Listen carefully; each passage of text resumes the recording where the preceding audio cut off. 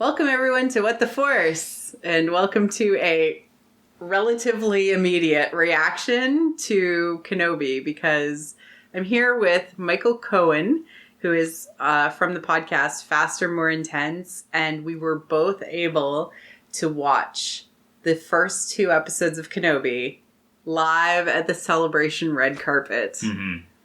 Welcome, Michael, to What the Force. Thank you. Yes, this is exciting. I'm excited. I'm excited to be here. When I was Even though it is late at night. It is. I was like, hey, early in the morning. Hey, do you want to record? And you're like, yes. And I'm like, we'll try to make it short. We're both tired. It's been a long day. I mean, not only did we get to see it early, but we also got to be in the room with, the people who made the show. Cast and crew, and like Deborah Chow was watching it. Yeah. Hayden and Ewan were in the room watching it. Yeah. We, like, where I was, there was some visual effects people, so when their names came up on the screen, they like cheered really loudly. Awesome. It just had like such an interesting vibe. One thing that was super interesting that happened in the room, because it's Celebration, was anytime that the fans recognized something, like a certain character came on screen, they would like cheer really loudly, and it was like it just felt a little weird, because like you don't experience that at a movie theater, except if it's like Tobey Maguire coming back as Spider-Man or something like that, right? Or Andrew Garfield showing up, you're like, but it was every time. It was persistent. Yeah. There was a lot in those 2 episodes, those first 2 episodes. Are we going to go full spoilers on this, or will it start no spoilers and then go into spoilers? Yeah, we'll do a little bit of a pre-spoiler, and then we'll warn you when we're going to go into spoilers. Yeah. How are you feeling about it? I am ecstatic about it. I think coming off of 2 seasons of Mando and Book of Boba Fett, and sort of the quality level that those are at, which is never something that I'm like super critical of with those. They're TV shows as opposed to movies. Mm-hmm. Going into this, I was like, I had higher expectation for it, but the production quality was movie level so far. Like in these first 2 episodes, like it is top notch. There's a couple of moments where you're like, yeah, that's definitely sitting on a blue screen sort of thing. So it's, and like, oh, now that we really know the volume and stagecraft and all that, it's like, okay, you can tell when we're in those environments, but at the same time, they have learned to push this stuff. I mean, like, I think Deborah Chow, having done a couple of episodes of Mando, really knows her way around the tech. Yeah. And they wrote, this is one of the things that she talked about in the press conference that they did last week, is that having experienced the technology, when they went to write Obi-Wan Kenobi, they knew how to use the tools. They could write to the tech as opposed to the experience on the first 2 seasons of Mando. So I think that's really apparent, that it's like they know when to use it, when to use real locations and stuff like that, when to go outside and shoot. And I think it makes a big difference in selling the world. But yeah, like just where the story goes, and the characterization of everybody so far has just been like, it's been very surprising in a great way. I'm ecstatic. I'm so happy with it. The look and the feel of the world was beyond what I expected. Like because I kind of like, the last time we had been in Tatooine, because that's where it starts. I don't think that's a spoiler. We'd been in Book of Boba Fett, and there was a very orange tinge to the planet in general. Like it was very orange, like orange filtered or whatever. This felt desolate and cold, even though it was Tatooine. It felt cold because they had toned down the visuals. Yeah. And so it also felt, I don't know, just like high definition. Yeah. In a way. It was really, really fascinating and visually appealing. And then the story itself was like mind-blowingly fresh. Yeah. Yeah. Yeah. For sure. And fresh in a way that I completely said was going to happen, which is also like, I know how this is going to work. Yeah. But it also was wonderful and exciting and just felt really good because it also did things that I was like, that's cool. Yeah. Yeah. Yeah, definitely. Do you want to get into spoilers? Yeah, let's get into spoilers. Big spoiler warning. If you haven't watched the show, do not go and watch the show. It's available. Yeah. And then come back. Yeah. Okay. He is a sad boy in the desert. Yeah. And he is absolutely broken. And I love this. Mm-hmm. But it's also exactly where Luke was in The Last Jedi. Yeah. Yeah. So it's like the comparison to that, I think Ewan did his own version of that, but like seeing people in that place is sometimes quite hard, especially for certain fans who do not want to actually perceive themselves being reflected on screen. Yeah, it's I'll speak as like an Obi-Wan Kenobi fan. Like he is my number one favorite Star Wars character. I identify with the character in a very real way of like, I have mannerisms that I have just cribbed from both Alec Guinness and Ewan McGregor's performances, where it's like there are things that I do that I know I do them because I love that character so much. So being somebody who is that connected to the character, it's like, I get what you're saying, like where it can be upsetting to see yourself reflected in that way, sort of like, like he's the hero in the prequels, and he's the noble mentor who sacrifices himself for the greater good in the original trilogy. But seeing yourself literally at the lowest point of your entire life, where you're almost entirely stuck and spiritually dead. It's like literally like it's spiritual aridity. You're dry, your bones, you're crushed down. You're in the underworld. Like you're at your lowest point. Yeah. And I think like Luke's characterization in Last Jedi is very angry, right? We get a lot of that anger coming off of him at the circumstance and, you know, his own decisions and all of that. So he's very mad at himself. But with Obi-Wan, it is much more sad and it is much more traumatized because it wasn't just the one sort of moment. It was like, I think like that early dream sequence that we get as he's sort of replaying everything. The entire, every mistake you've ever made played back in your dreams, Obi-Wan. Should I have done this differently? Yeah. Should I have never trained him? Should I have, Yeah, and I think like he's questioning all of that and trying to do right by Luke, but, you know, being stopped to do even that, just even the smallest thing, you know. And I think that we see a lot of that trauma. And then, not to skip too far ahead, but to go all the way to the end of the second episode, when we get the reveal of, like, Anakin is still alive, like, Vader is out there. The performance is, like, gut-wrenching because it's not like he doesn't get, like, melancholy or more sad or angry or scared. He has, like, a PTSD type of response where like he like tremors and is like frozen on the spot and like is unable to react in the moment, like in a very dangerous situation as it is already, to the point where like his emotions become unchecked and Riva is able to just read him like a book, right, from across a dock or whatever, right? Like you can tell that he loses control in that moment, which is not a situation we're used to seeing Obi-Wan in. The only other time I would say that we did is when Satine died. Yeah. And it like, that's what I wanted from the show more than anything. It's like, I want to see Ewan do what James Arnold Taylor got to do with the character in Clone Wars. Because that's when he broke stories. And in those few circumstances that he either was pushed too far or had to go into the gray. Yeah. Like, that's why they showed us the Satine arcs and when he was Rocco Hardin. Yeah.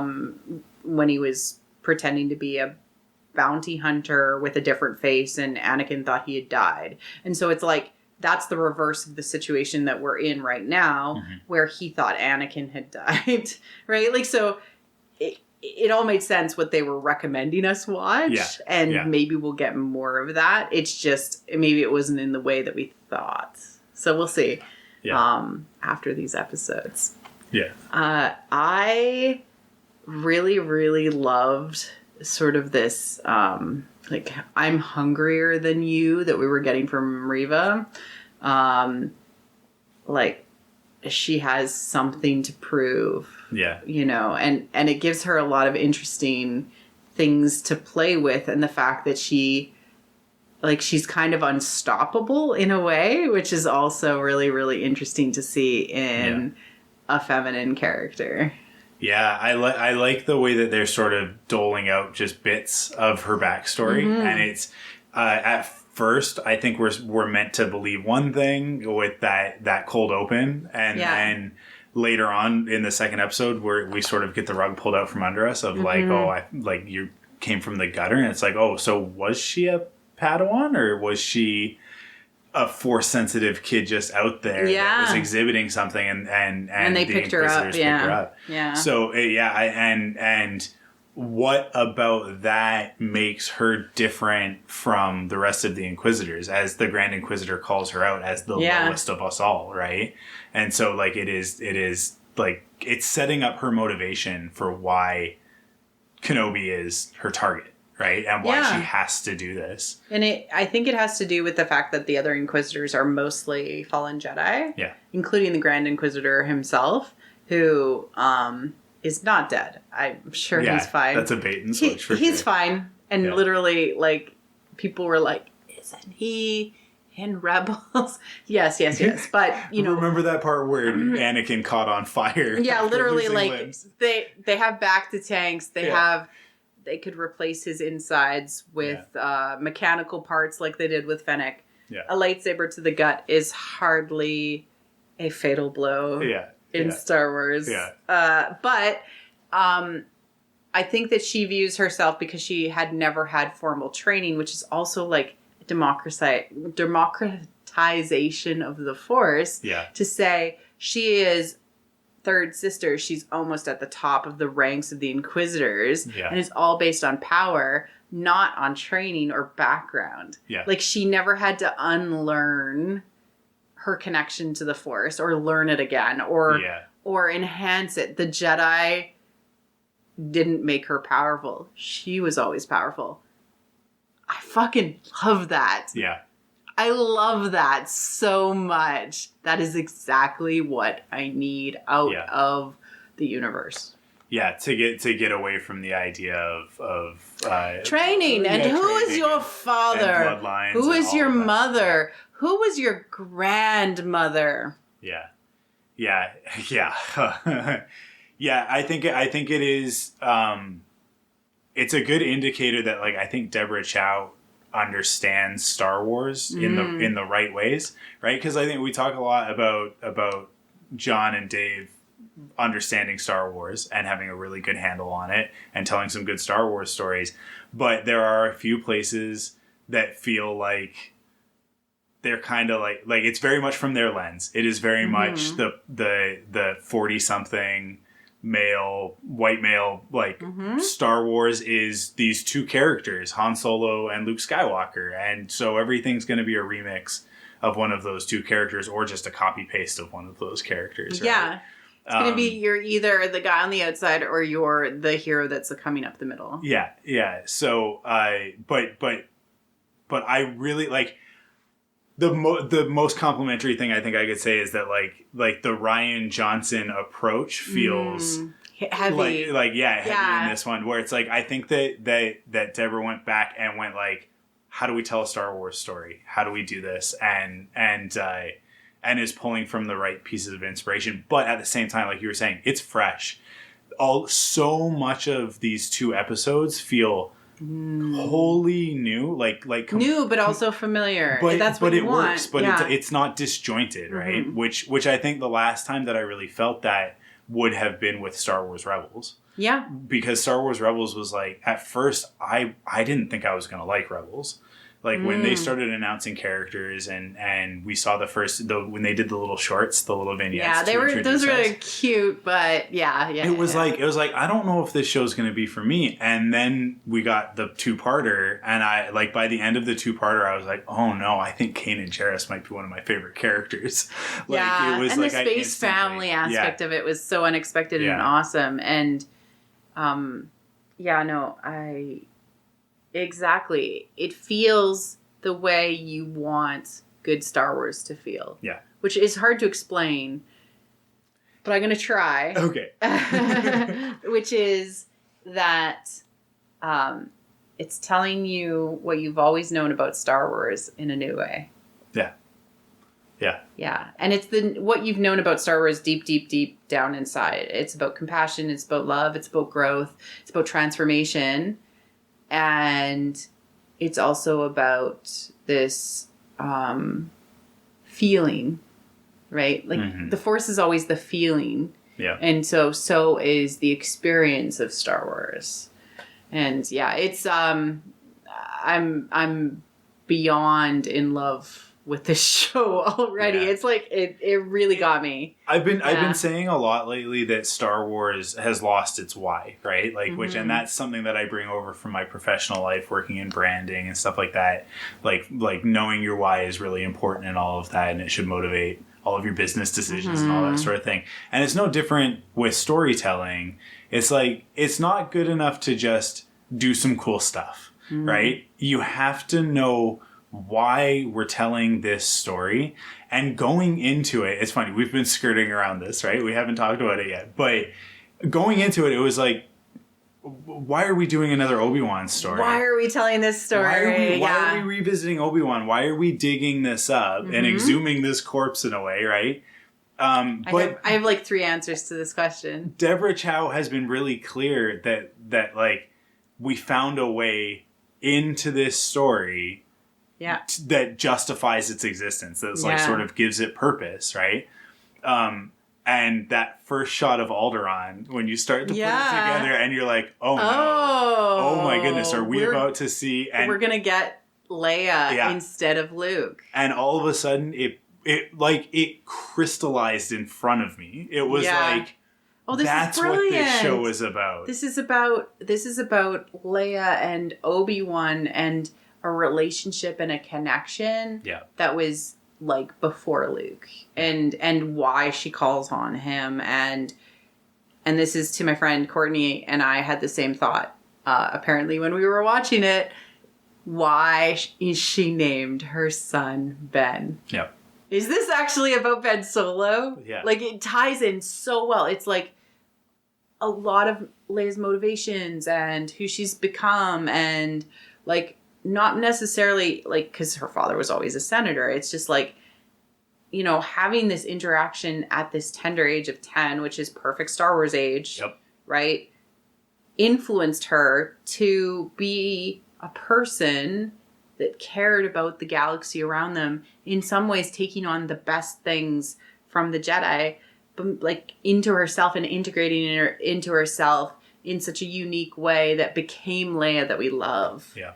Like, that's awesome. This is like a Leia origin story. Yeah. Like, all of a sudden, now Leia has also been trained by Obi-Wan. Yes. Right? Like, that's, like, because he is teaching her lessons, whether he means to or not. No. Which is like, sorry, it's sort of... But it's kind of like Kanan, who's master. Like, I'm not going to teach you, and then he does end up... Because it's the dark times, right? It's like the Jedi are lost, and the thing that brings Kanan back into back onto the Jedi path, the proper Jedi path, not the old Republic Jedi, but like it's Ezra and that influence that puts him on that path. And we're gonna get the same thing with Obi-Wan, I think, where like Leia is really going to put him back on the path to, and that's going to be how we get from broken, faithless Obi-Wan to the Obi-Wan that we meet in A New Hope. It's his apotheosis. Yeah. It's true meaning. Just as you said, the crystallization of his meaning in the larger galaxy,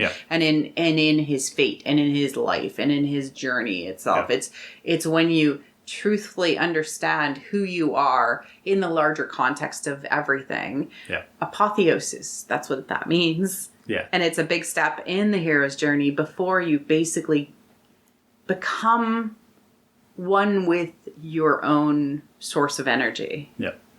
And he himself was completely lost.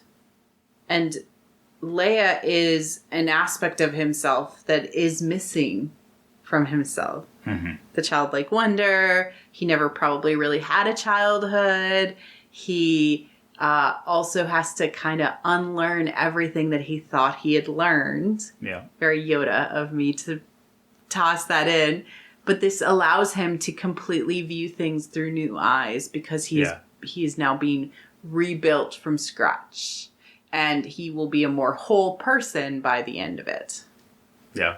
Yeah. I mean, peace and purpose, right? Like that's from The Last Jedi. And it is Luke gets there by the end of that story. And Obi-Wan, when we meet him sort of in media res at the beginning of A New Hope, he's there, right? And now we're getting the explanation of how he got there. And even his scene in Star Wars Rebels with Darth Maul, where like, how do we get from, I have to kill my brother, right, in order to save the galaxy, and then go into hiding, to the compassion and like that, just that gentle.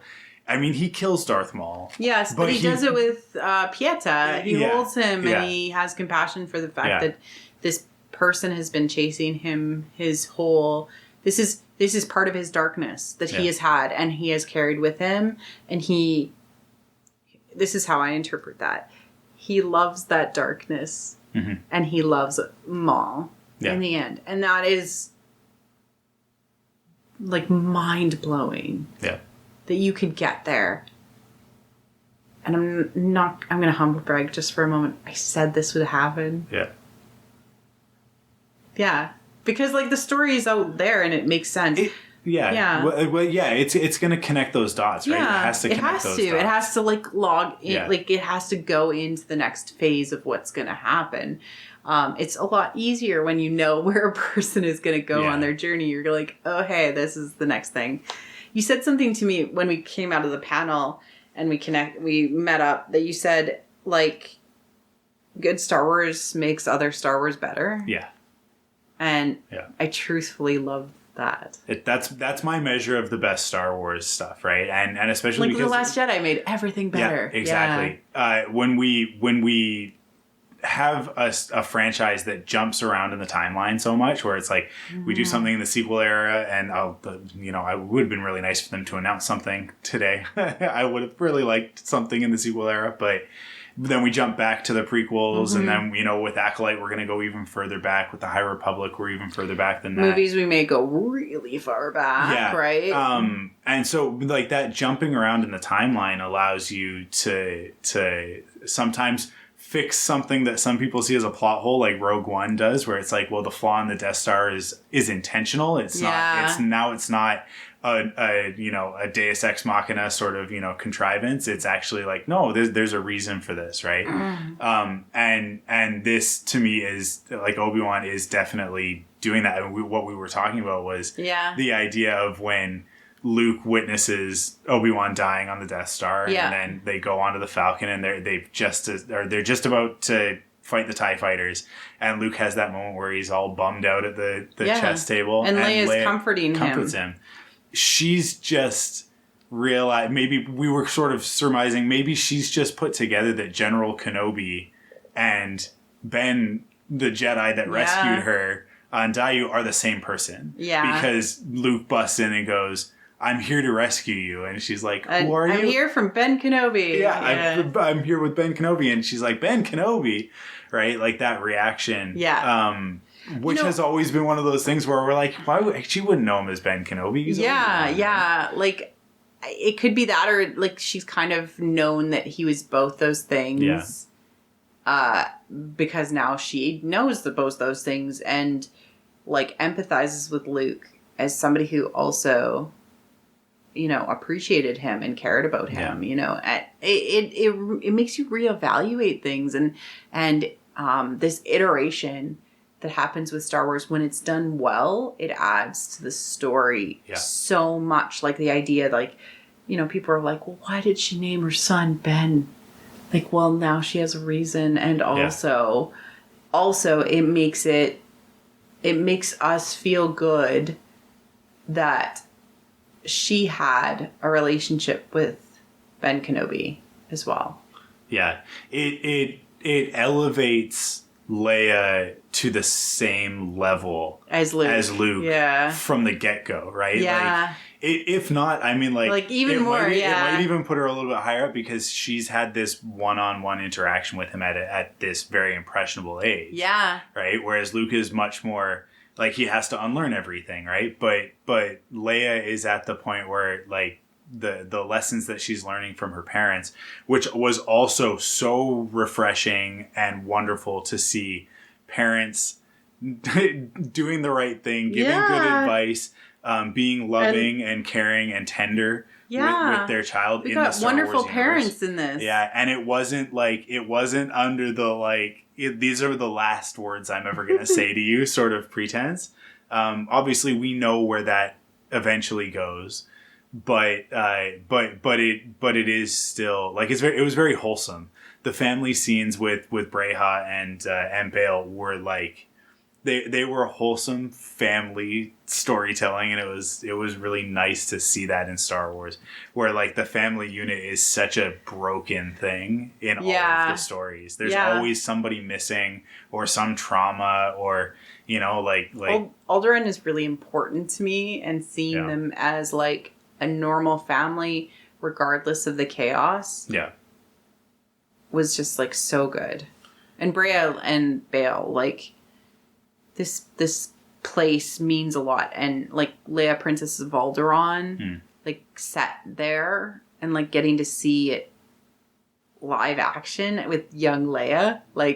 I didn't catch the actress's name, and I don't have it on me right now, and IMDb has failed me, so it's not there yet. Yeah, I don't remember her name, but she is exactly what you want. It's so funny because we have all these quotes from Kathleen Kennedy. We will never recast one of the main characters, and then literally they cast this firecracker of a little girl who is Leia. She's got the spark. The moment when Obi-Wan is how old are you? And she's 10.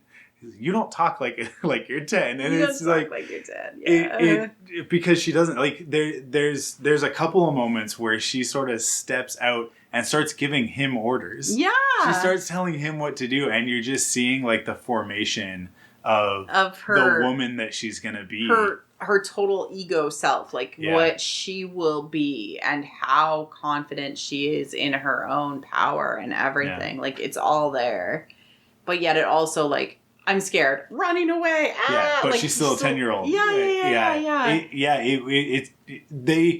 I don't know how they found her. I don't know how you cast for that, because obviously Carrie Fisher is a one of a kind human being, impossible to replicate.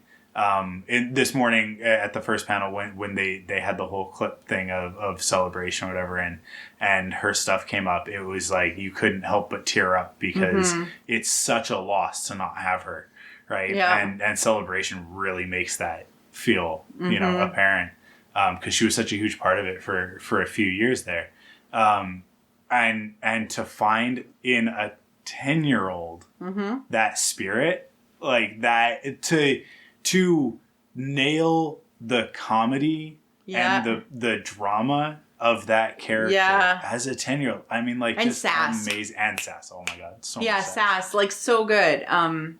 But still authentic and genuine. Not in she's precocious, but not in that weird, this is a TV show, so the kid is precocious way.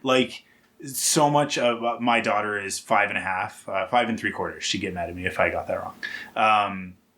And she's very precocious in the same sort of way. And So, like, I'm watching this, and obviously, as I said, I identify with Obi-Wan. I'm identifying this little girl as Leia with my daughter, and seeing their relationship and the banter, and going, like, this is so authentic.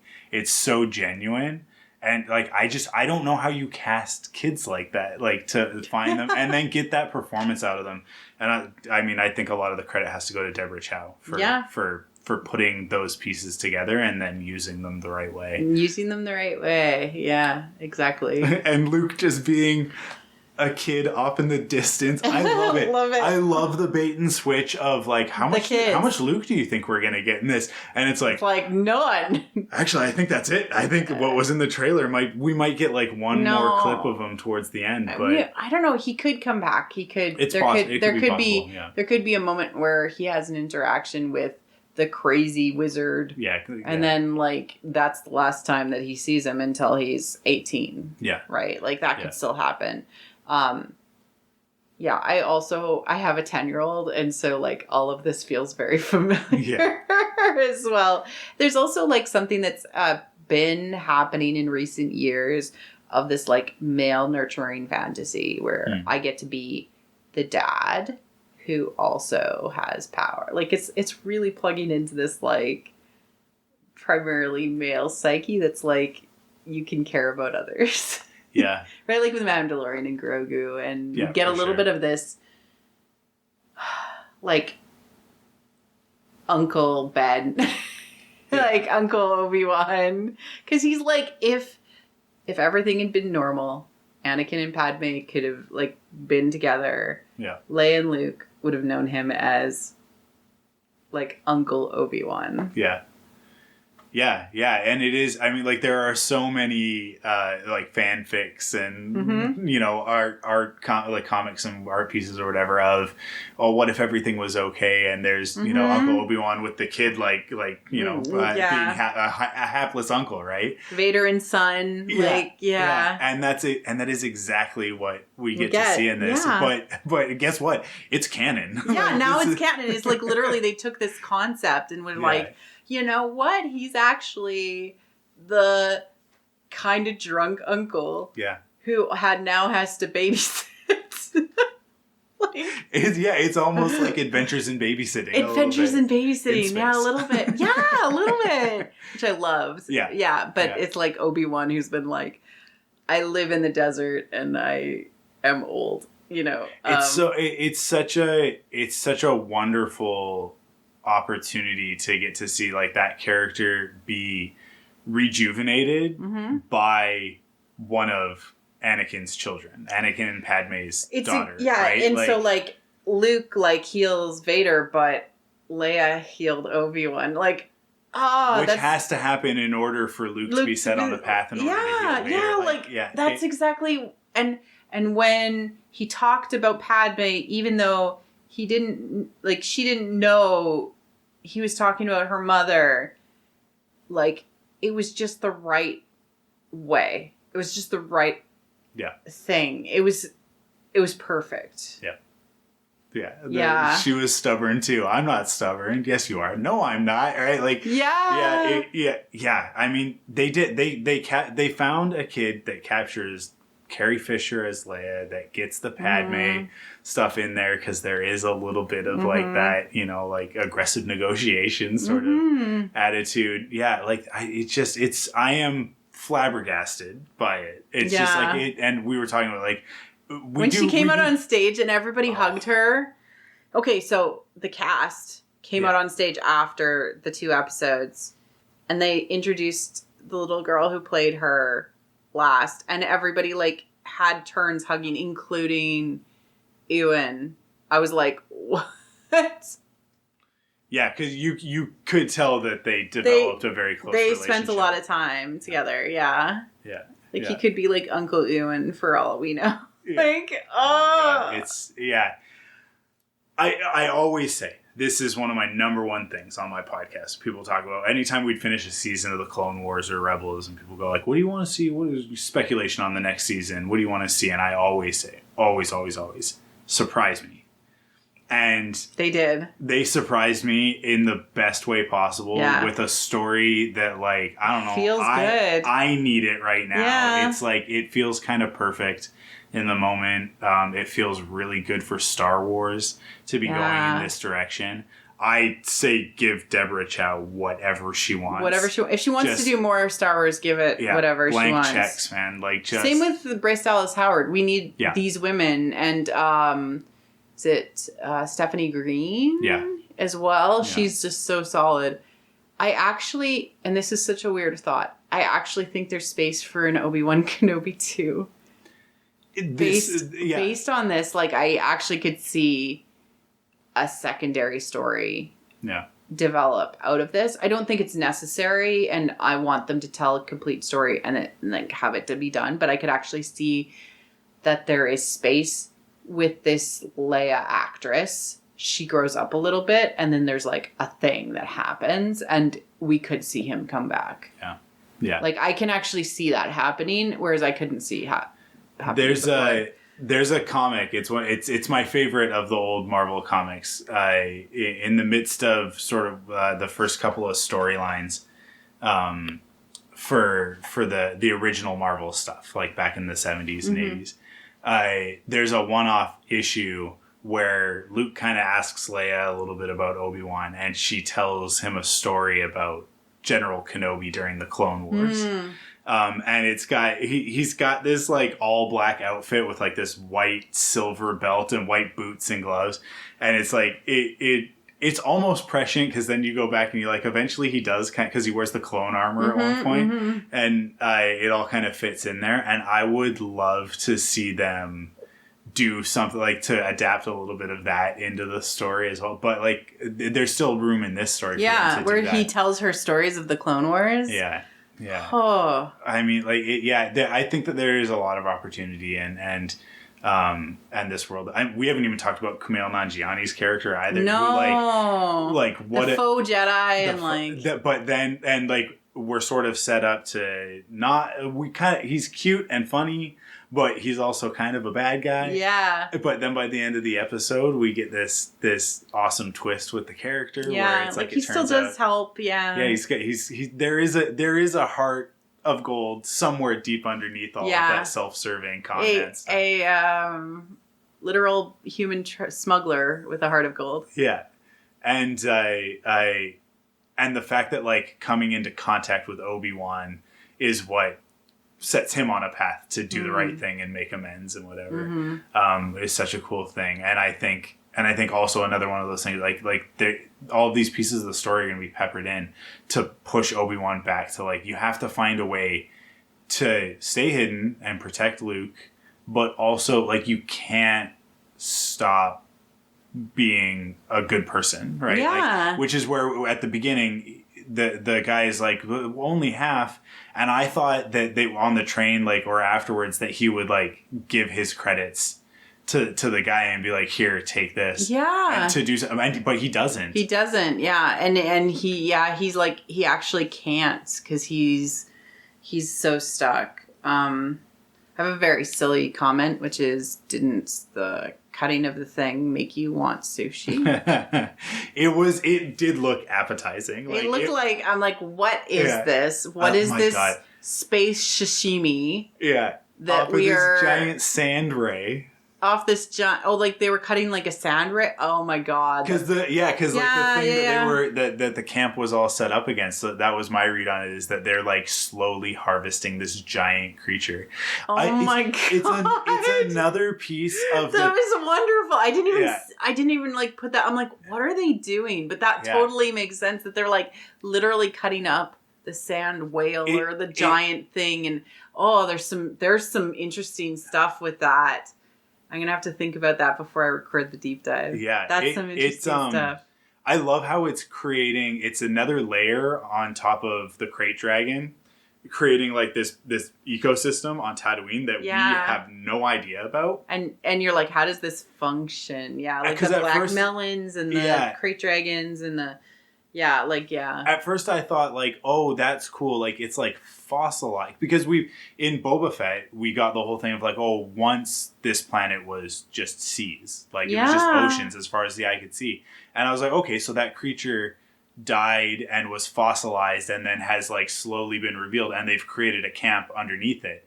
And then you see that, like, they're cutting off chunks of it in order to ship them off somewhere. Yeah. And I was like, oh, so maybe that animal was alive in recent history. And it's actually, like, lives in the same... and it's part of the ecosystem. Yeah. So, like, obviously, if a crate dragon is as big as a crate dragon is, there's got to be things that the crate dragon eats, because it can't just eat banthas and people, right? Like, there have to be bigger animals. It makes the sands more scary, too, in general, to be like, there's things that actually exist and live. Giant sand manta ray. And it's just, like... I mean, I know that you feel this way about Star Wars as well, but I just love it when Star Wars gets weird. It's so good. It's just because, like, we think we know so much about Tatooine. We think we know so much about it because we've been there so many times and they made it. They made it fresh, and that's all I can say is, like, you made me want to be on Tatooine. That's like, you can't do that. Oh, you did it to me. Yeah. Good job. Here's this new piece of lore and this new location and this new sort of cultural component of it, where all of a sudden it's like, that is super interesting and super fantasy. It ties back to Luke's fish too. Yeah. Oh my god! It, like, the layers on top of layers. Like, you're gonna be thinking about it for days because it just does that. It makes you think, and you're like, that is the Star Wars we need. That is the thing that we need. And so, yes. Yeah. That's where we're at. Yeah. I'm so excited for next week. And we only have to wait until Wednesday, I think, right? Yep. So it's not even that long. And we've got we have the rest of celebration. So to be like, it's gonna go by real fast, and all of a sudden it's gonna be Wednesday again, and we're gonna be talking about a new episode. And I feel like we have seen so much of what was in the trailers. We haven't seen the Fortress Inquisitorius or whatever, right? Yeah, but we haven't seen any of that stuff. But I do feel like the Daiyu stuff we're done with. Yeah, we've seen a lot of the Tatooine stuff that we've seen in the trailers is all, I think, in these 2 episodes, in the first episode, really. I think we'll get because of where it ended in the second episode. I think we'll get Vader doing things. Yeah. Either start or middle of the next episode. Yeah, so I think the next episode will start with him. Tons of Hayden. Like, him being in the tank is just like, him being in the tank at all. And they're actually, that was Hayden in the tank. It's good. Like, it's good. It's good. Yeah. What we've got in store is just like, because that's where we have to get to. We have to get to Anakin and Obi-Wan confronting each other again, right? And how are we going to get from here to there? Yeah. Is the part with Leia done? Like, has he rescued Leia, or are they going to get waylaid now? And this is also something that they're going to connect the dots on, which is, how did Obi-Wan get to the point where Obi-Wan once thought as you did, Luke, and then he's like, nah, actually, you got to confront Vader and probably kill him. Yeah. Like, so Obi-Wan's on one side of the fence, and Vader's like, he tried to save me at one point. Yeah. Obi-Wan once thought as you did. That's what we're going to get. We're going to get an actual conversation between the two of them where Obi-Wan's going to try to bring him back. Yeah. But and again, good Star Wars making other Star Wars better. Obi-Wan killing Maul in an act of compassion gives us this look into his psyche on like this is a kindness. He can't fight. This is mercy, right? He can't kill Vader. He himself can't kill Vader. He cannot kill to punish. Yeah. Yeah. Right. So, he's not the one to kill Anakin. And it also like this is so interesting because we know that Luke's journey ends in a very flawed place. I mean, it ends in peace and purpose, but like he gets to a very flawed place with his Jedi Academy and with Ben and all of that stuff, and sort of looking at it and going like, it's sort of like the root of it is it may be poisonous because it is Obi-Wan's like, I'm going to train you now. You're going to become a Jedi so that you can finish what I couldn't, so that you could carry out this deed. And it's like, but that was obviously the wrong path. So Luke's kind of just got that in him, right? You can't walk somebody else's path, right? Like, that's so important. Yeah. So Luke having that, he's able to, in the moment with Vader, do the right thing, and Vader is redeemed and all of that. But that training from Obi-Wan is still that instinct to destroy before saving is there. And so, like, that then goes on to inform his interactions with Ben. He senses that darkness. And I've said the one good thing about the Luke Ben storyline that Tross gave me was it justified, and anytime I have that argument with anybody who's like, Luke would never do that, I go like, well, if we take Tross at face value, what he was sensing was not Ben, he was sensing Palpatine. And the last time he was in the presence of Palpatine was lighting him up and killing him, and then his father sacrificed himself to destroy Palpatine. So he feels that presence and instantly reacts and ignites his lightsaber in the same way that he did on the Death Star.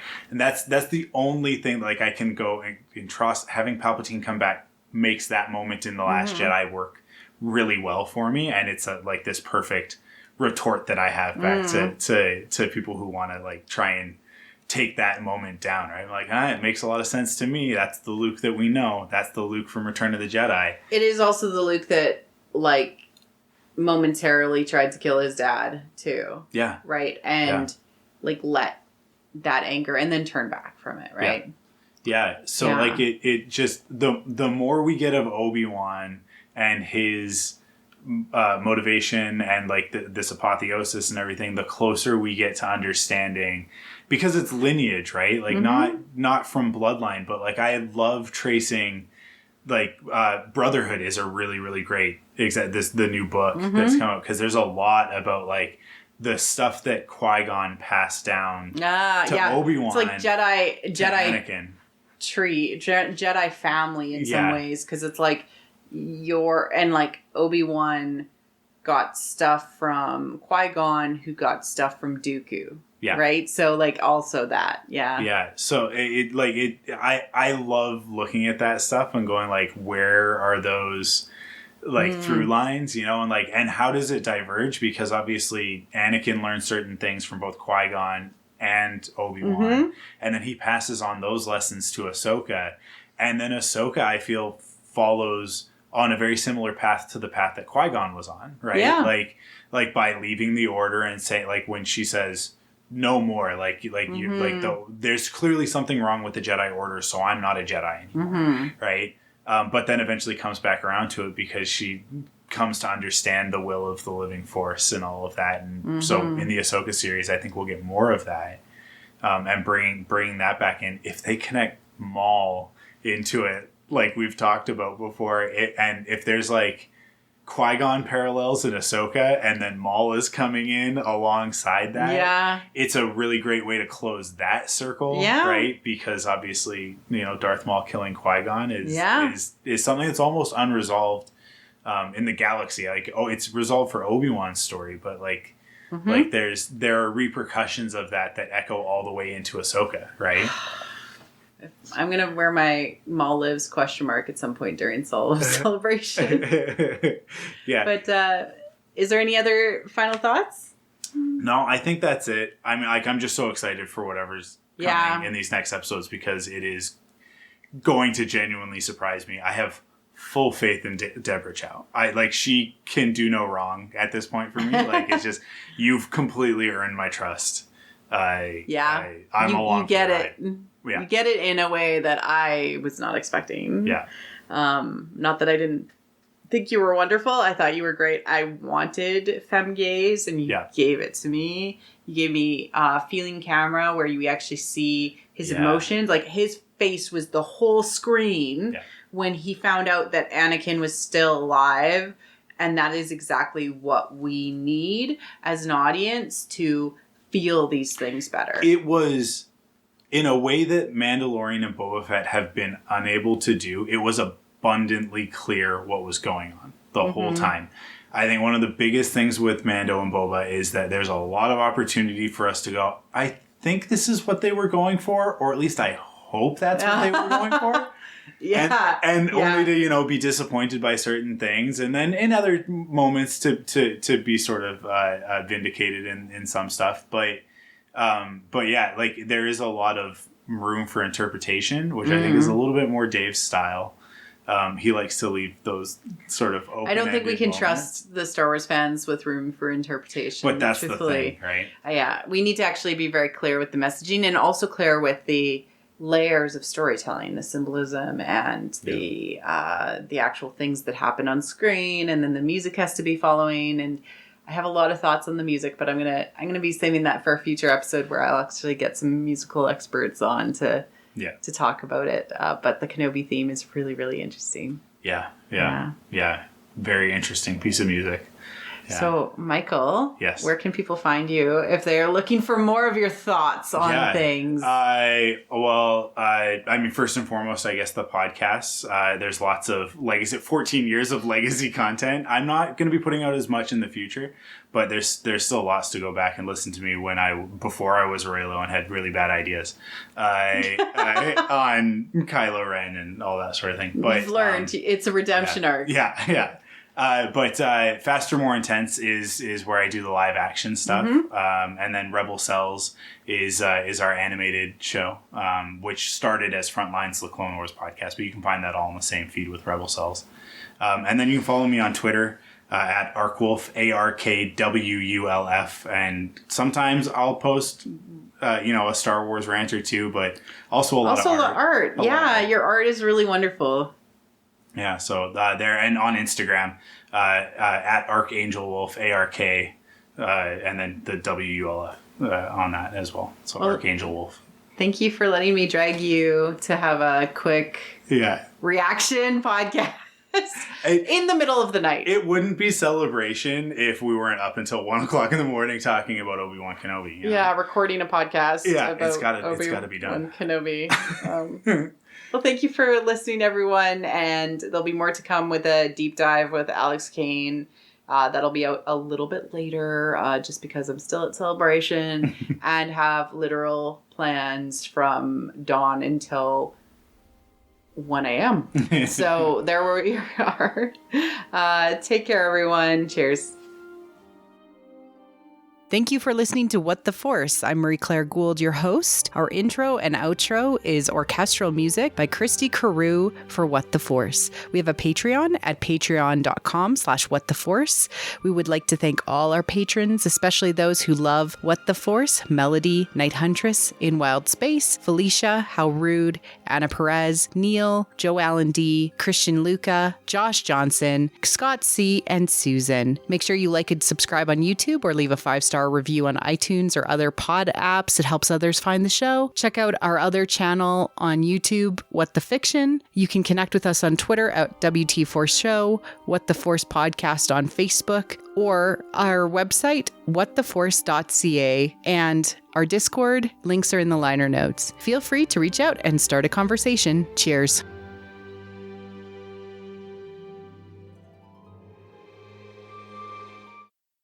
It's a collector's item. Because it's a collector's item. It's going in next to my. You're just gonna put it on my Mythos statue. I'm so happy that I have it, but now I have a box of cereal that I have to worry about for the rest of my life. That's so funny. It's absurd. Being a Star Wars fan is ridiculous. Every second of it is completely ridiculous. Yeah.